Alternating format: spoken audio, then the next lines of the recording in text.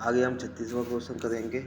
क्या है 36वां question? 36वां question क्या है हमारा कि यदि खिलौने 5 रुपये प्रति खिलौने की दर से खरीद कर 4 साढ़े 4 रुपये प्रति खिलौने की दर से बेच दिए गए तो प्रतिशत हानि ज्ञात करें। तो यहाँ पर खरीदा 5 रुपये में और हमने बेचा 4.5 रुपये में। तो यहाँ पर बेचा हमने 4.5 रुपये में। सी पी हो गया हमारा 5 और जी हो गया 4.5 रुपये। तो यहाँ पर पॉइंट को उठाएंगे, 2 जीरो लगा देंगे। तो यहाँ पर 0 से 0 के बाद और यहाँ पर 5 का भाग देंगे हम। तो 5 का भाग देंगे तो यहाँ पर 10 और 5 का भाग इसमें देंगे 9। तो यहाँ पर 9 कम है, SP कम है, कितना कम है? 1 कम है। कितना कम है? 1 कम है। तो लॉस होगा। तो यहाँ पर 1 कम है, कितने में से? 10 में से 10 लगा देंगे और प्रतिशत के लिए 100। 10 से इसको बाद भाग देंगे 10। तो यहाँ पर कितना आ गया? 10% लॉस हो गया। कितना हो गया?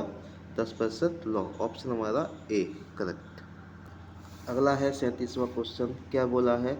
एक रेफ्रिजरेटर तथा एक टीवी के मूल्यों का अनुपात 5:3 है। तो मूल्यों का अनुपात दिया गया है, टीवी के मूल्यों का अनुपात। टीवी के मूल्यों का अनुपात मतलब होता है कि इनको कितने में खरीदा। तो यहाँ पर सीपी दिए गए हैं दोनों। तो रेफ्रिजरेटर की कीमत टीवी से 5500 अधिक है, यानी टीवी से अधिक है।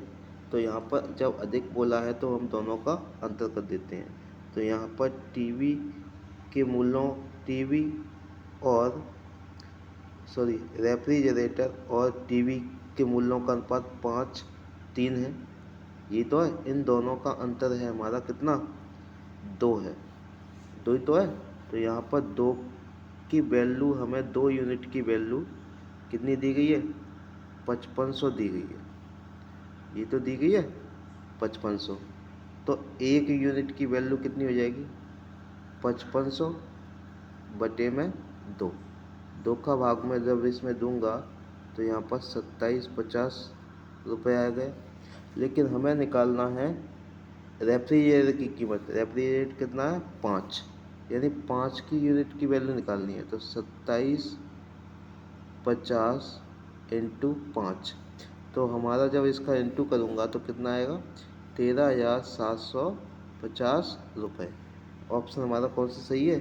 सी वाला। आगे करेंगे।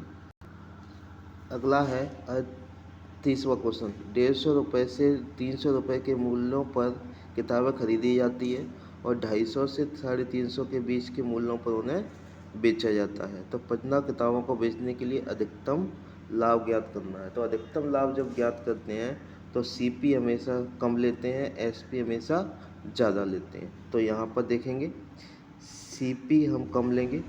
सीपी क्या लेंगे? 150। और एसपी हम अधिकतम लेंगे, यानी अधिकतम कितना है? 350। ठीक है। तो हम देख रहे हैं कि यहाँ पर एसपी ज़्यादा है। कितना ज़्यादा है? 200 ज़्यादा है।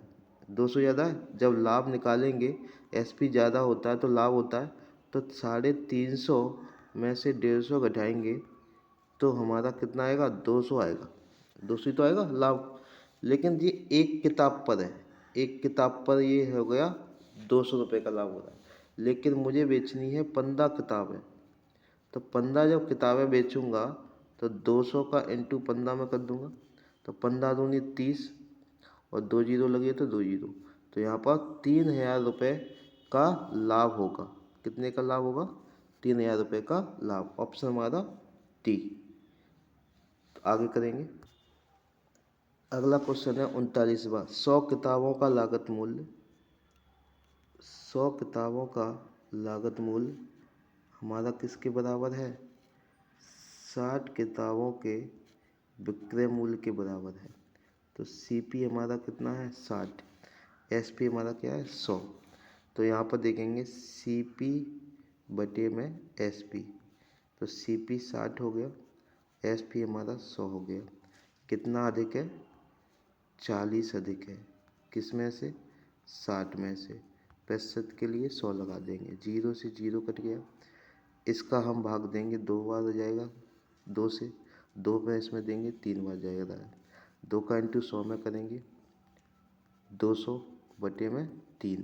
3 का भाग जब मैं इसमें दूंगा तो 66/2/3% क्या होगा हमारा लाभ होगा।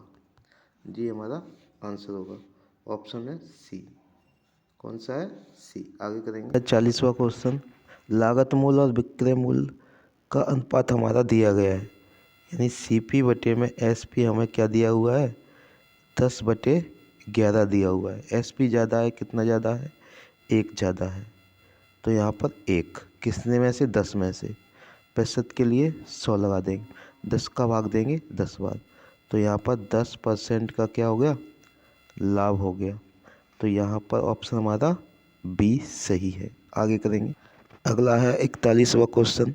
25 कुर्सियों का लागत मूल्य 25 कुर्सियों का लागत मूल्य हमारा 30 कुर्सियों के विक्रय मूल्य के बराबर है, तो हानि प्रतिशत ज्ञात करेंगे। तो यहाँ पर देखेंगे, यहाँ पर सीपी हमारा 30 है, एसपी हमारा 25 है, यानी एसपी कम है। कितना कम है? 5 कम है। 30 से 25 कितना कम है? 5 कम है। तो यहाँ पर 5 किस में से कम है? यानी सीपी में से। सीपी भी तो नीचे रखते हैं। तो यहाँ पर प्रतिशत के लिए 100 लगा दें। 5 6 30 और 6 का, तो ये हमारा आ गया 100/6। जब मैं 6 का भाग इस 100 में दूंगा तो कितनी बार जाएगा? 66/2/3%। ये ऑप्शन हमारा सी। आगे करेंगे। अगला 42वां क्वेश्चन करेंगे। 42वां क्वेश्चन क्या कर रहा है? एक व्यक्ति 396 रुपये में प्रति मशीन की दर से 2 मशीन बेचता है, यानी 2 मशीन है, उनको 396 रुपये में बेचता है। पहले मशीन पर 10% का लाभ होता है, दूसरे मशीन पर 10% की हानि होती है। तो पूरे लेन देन में लाभ और हानि ज्ञात करेंगे। तो यहाँ पर देखिए, लाभ और हानि जब समान होती है, तो यहाँ पर लाभ और हानि जब 2 वस्तुएं बेचते हैं, तो हमेशा जब एक पर लाभ और हानि होती है, समान होती है, तो उसके लिए सूत्र क्या होता है? सूत्र होता है हमारा x⁻² एक्स क्या है? एक्स जो परसेंटेज लाभ और हानि दिया है वो है। तो यहाँ पर 10 का स्क्वायर लगा देंगे, दोनों सेम है, बटे में 100। तो यहाँ पर 100/100, 100 का भाग 100 में देंगे एक बार।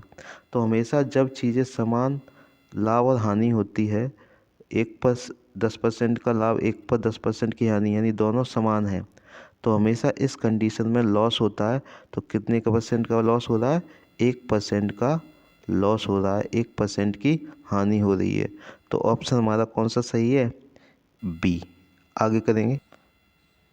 अगला क्वेश्चन है 43वां। एक घर और एक दुकान प्रत्येक को 1 लाख रुपए में बेचा जाता है, यानी एक घर को भी 1 लाख में और एक दुकान को भी 1 लाख में तो बेचा जाता है, यानी एसपी टोटल। एसपी हमारा क्या हो गया? टोटल जो एसपी है वो हमारा 1 लाख, और 1 लाख कितने हो गए? 2 लाख हो गए। 2 लाख ही तो हो गए। तो यहाँ पर टोटल एसपी 2 लाख हो गए। तो पहले पर 20% की हानि हो रही है, एक को बेचने पर, दूसरे को बेचने पर 20% का लाभ हो रहा है। तो यहाँ पर पूरे सौदे का परिणाम क्या रहा? तो यहाँ पर देखेंगे 20% की हानि हो रही है, तो हमने सीपी हमारे पर क्या मान लिया? 100 मान लिया। 100 मान लिया। तो एक पर तो 20% का हानि हो रही है। जब सीपी 100 है, तो एक सीपी हमारा 100 है, तो दूसरा क्या हो जाएगा? सीपी हमारा क्या है? 100 है। ठीक है। तो ये 20% की हानि हो रही है, तो एसपी क्या हो जाएगा? 80 हो जाएगा। ठीक है। और दूसरा 20% का लाभ हो रहा है उसी पर, तो सीपी 100 है, खरीदा है, तो बेचा है 20% पर लाभ, यानी 120 हो गया। ठीक है। जब इसका इंटू करूँगा तो 1000 आ गया, और यहाँ पर 12 अट्ठे 96। ठीक है।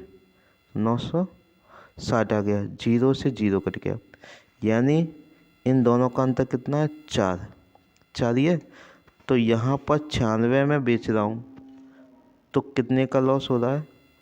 96 रुपये में बेच रहा हूँ मैं, तो यहाँ पर 4 रुपये का लॉस हो रहा है। ठीक है। और तो एक को जब 1 रुपये में मैं बेचूंगा, तो तो 4/96 रुपये का लॉस होगा। ठीक है, लेकिन हमें बेचना है 2 लाख में, तो 2 लाख में बेचना है। ठीक है, 2 लाख में बेचना है तो 4/96 इंटू 2 लाख, ये तो आएगा। तो यहाँ पर हम भाग देंगे 4 का 96 में 24 बार, और 2 का भाग इसमें देंगे 12 बार। तो यहाँ पर हमारा आंसर क्या आ जाएगा, 1/12, 1/12 लाख हमारा ये आंसर आ जाएगा। और 1/12 लाख जो क्या हो रहा है, लॉस हो रहा है। जब समान चीज़ें लाभ और हानि होती है तो हमेशा क्या होता है, लॉस होता है। एक पर हानि होती है, एक पर लॉस होता है, एक पर हानि होती है, एक पर लाभ होता है, और दोनों समान है तो हमेशा लॉस हो रहा है। तो यहाँ पर 1/12 लाख का हमें क्या हो रहा है, लॉस हो रहा है। तो ऑप्शन हमारा कौन सा सही है, सी। आगे करेंगे। अगला है 44वां क्वेश्चन। एक दुकानदार बराबर मूल्यों पर टीवी सेट बेचता है। एक दुकानदार बराबर मूल्यों पर 2 टीवी सेटों को बेचता है। एक पर 20% का लाभ हो रहा है, एक पर 20% की हानि हो रही है। तो कौन सा कथन सत्य है? तो देखिए, इसमें 2 टीवी सेट है तो समान चीज़ें हो रही हैं, 20% का लाभ, 20% का हानि, है ना। जब समान वैल्यू होती है तो हमेशा एक पर लाभ होता है, एक पर हानि होती है, वो समान होता है। तो हमेशा क्या फॉर्मूला लगता है, मैं आपको बता चुका हूँ, x⁻² तो यहाँ पर 20² आ गया। तो क्या आ गया हमारा, 400/100। 100 का भाग जब जिसमें दूंगा 4 बार। ठीक है, यानी 4% का लॉस हो रहा है। जब समान चीज़ें होती है, लाभ और हानि समान दी होती है, लाभ % और हानि %, तो हमेशा लॉस होता है। तो 4% का लॉस हो रहा है। तो मेरा ऑप्शन कौन सा सही है, डी सही है। आगे करेंगे। अगला है 45वां क्वेश्चन। एक व्यक्ति 99 रुपये में प्रति वस्तु की दर से 2 वस्तु बेच रहा है। देखिए, समान रुपये में बेच रहा है, यानी 99 रुपये जो सामान है, तो हमेशा वही 10 रुपये का लाभ हो रहा है और 10 रुपये की हानि हो रही है एक बस। तो यहाँ पर लाभ और हानि होता है, तो हानि होगी, लेकिन कितने की हानि होगी, हानि % कितना होगा। तो यहाँ पर देखेंगे, मैंने फॉर्मूला बताया था आपको, x⁻² क्या हो जाएगा, 10 का स्क्वायर बटे में 100। तो यहाँ पर 100/100, 100 का भाग 100 में देंगे 1% की हानि हो रही है। तो ये हमारा ऑप्शन कौन सा सही है, पहला वाला। तो ये हमारे 45 तक क्वेश्चन हो गए। अगर आपको हमारा क्वेश्चन सही लग रहे हैं तो आगे हम करेंगे, अगले टॉपिक पर जाएंगे।